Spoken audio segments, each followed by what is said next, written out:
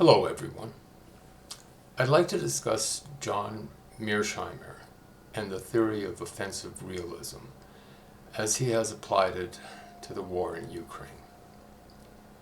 Mearsheimer is a respected international relations theorist who has become a popular point of reference among anti-war and pro-Russian circles, even though they probably don't understand his reasoning. And that's because of his provocative position on the cause of war in Ukraine and his subsequent policy recommendations in the early part of the war.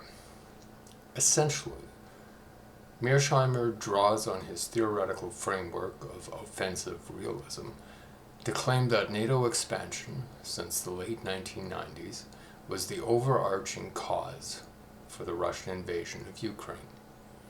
I've included links to some of the relevant sources in the description for anyone interested.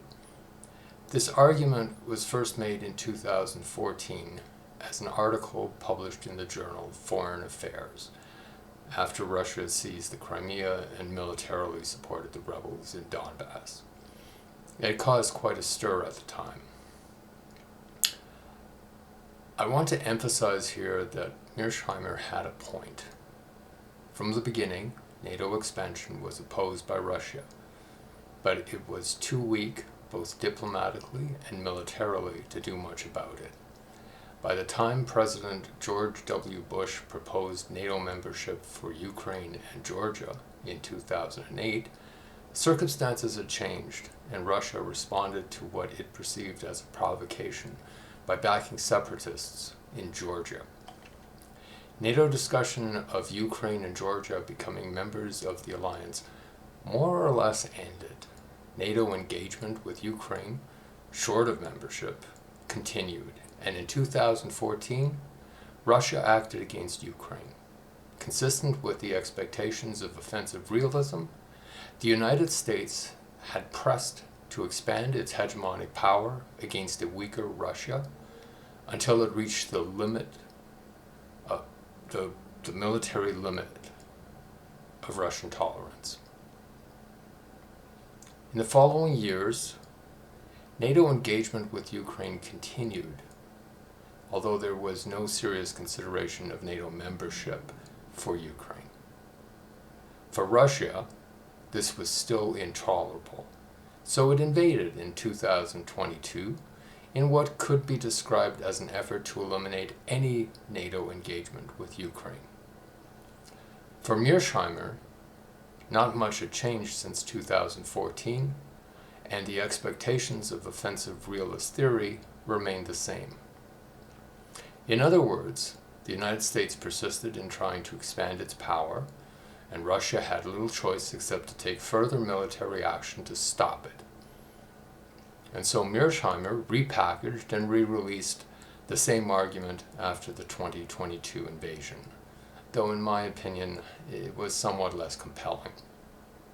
In terms of policy, Mearsheimer implicitly, possibly explicitly, recommended that the United States should not support Ukrainian resistance, and Ukraine should submit to Russian hegemony. Interestingly enough, to some extent, both the Americans and Ukrainians followed the advice in the first days of the war, because, like Mearsheimer and most people, they expected Russia to win, and win decisively. The U.S. declared itself to have no vital interests in Ukraine, merely offering refuge to its president, while Ukraine sought to negotiate an end to the war on terms acceptable to Russia. Argue what you will about the morality of these responses, but they were consistent with what any offensive realist would expect in this situation, assuming Russia overmatched Ukraine and a potentially nuclear war between Russia and NATO was not an acceptable option. And then the reality on the ground began to shift as the Ukrainian armed forces proved their ability to hold the Russian advances, particularly around Kyiv. Russia was proving to be a lot weaker than anticipated by the West.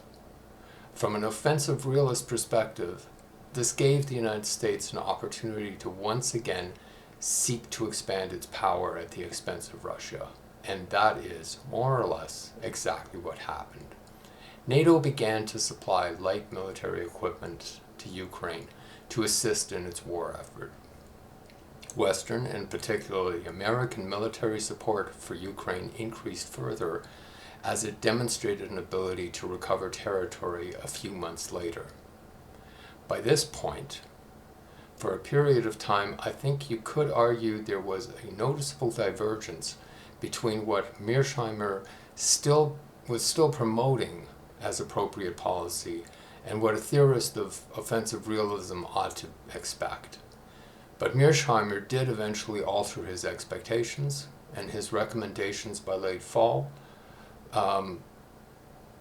were more consistent with offensive realist theory. Numerous analysts and commentators have criticized Mearsheimer, but to some extent I think the criticism, especially that directed at the theory, has been misguided. So before we go any further, let's be clear about what offensive realism claims about state behavior in international relations. Offensive realism argues that in an anarchic international system, states are motivated to maximize their power and security. The pursuit of power is rational and necessary for states in an international system where there is no world government to guarantee their security. It is worth emphasizing that this theory was developed by Mearsheimer, so it is difficult to imagine he was unaware of how the evolving situation changed the theoretical expectations. In fact, the war was providing support for his theoretical perspective.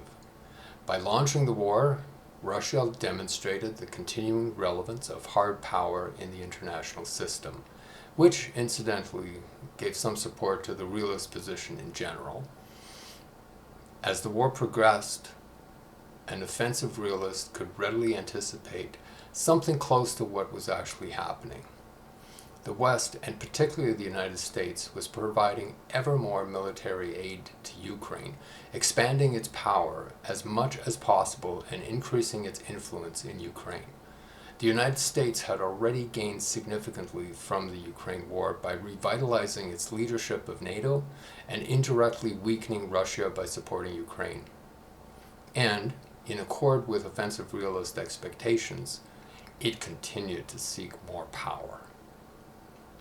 At the same time, perhaps in recognition of Russian power, support for Ukraine had been carefully calibrated to not provoke an escalation to direct engagement of NATO forces or the use of nuclear weapons.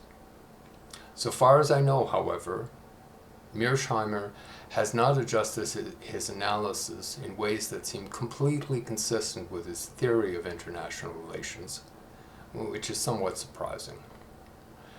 In rather stark contrast to when the war began last year, the outcome is now of significant interest to America and its Western allies. The theory of offensive realism would therefore not expect an end to NATO support for Ukraine or suggest Ukraine give up at this point in time. Quite the contrary is expected from the theory, in my opinion. Of course, Russian military and diplomatic investment in a favorable outcome has also increased. But for now, the relative power of Russia and Ukraine, with its Western support, is still unclear. It can only be clarified in battle, and the war will most likely conclude once this is achieved, but that could take some time. That is to say, until one side or the other achieves some kind of military victory, and the meaning of that is subject to adjustment as circumstances change. This war will continue, and there will be no settlement. I don't think Mearsheimer would disagree with any of what I just said. What he would emphasize, however, is that the risk of escalation is increasing, and since both sides have committed to absolutist positions, there is no room for negotiation anymore, since a win for one side would necessarily be a loss for the other. According to Mearsheimer, we're screwed. That's equipped in response to a question about the direction of the war. I've included a link to the video below. Before wrapping up, I'd like to note that Mearsheimer is an international relations theorist, but also a human being with his own opinions that are not necessarily consistent with or derived from his theorizing. It's fair for a person to worry about the risk of escalation in Ukraine and to make that the top priority. Likewise, I hope I've shown that offensive realism isn't a bad framework within which to interpret the war in Ukraine. Even so, plenty of criticism has been leveled against it, some of which is valid. And there are other frameworks within which the war can be understood too. These are just some things to keep in mind. Anyway, that's all I wanted to cover today. Let me know what you think of Mearsheimer and offensive realism in the comments. And thanks for watching.